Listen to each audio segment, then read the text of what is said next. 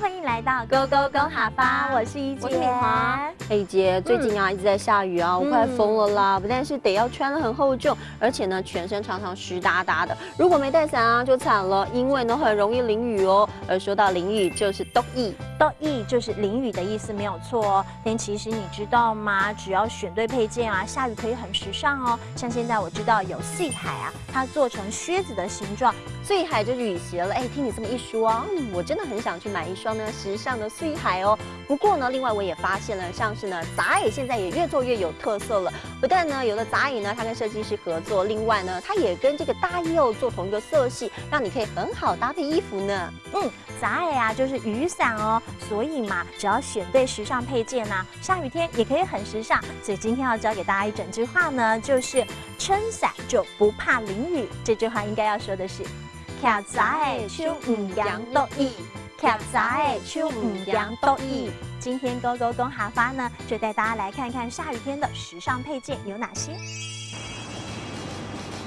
哎，薇薇，哎，敏华，你到了？对呀，都没雨了，你还在撑杂哦？啊，没下了吗？哎，真的耶！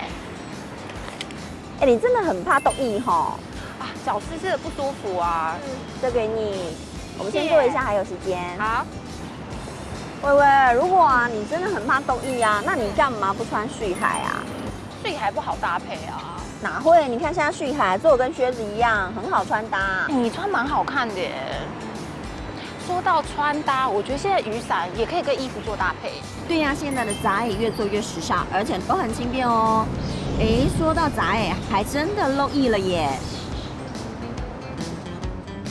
敏华，我看你买的那一双碎海啊，还真的很不错，很百搭哎。对呀，现在碎海呢越做越时尚，而且还有防水功能，真的很不错哦。对呀，所以今天呢教给大家的这些客家话，真的是在下雨天都用得到哦。首先呢，帮大家复习的就是千万不要淋雨哦，淋雨呢就是斗意，斗意就是淋雨了，而不淋雨呢，记得要穿雨鞋，就是碎海。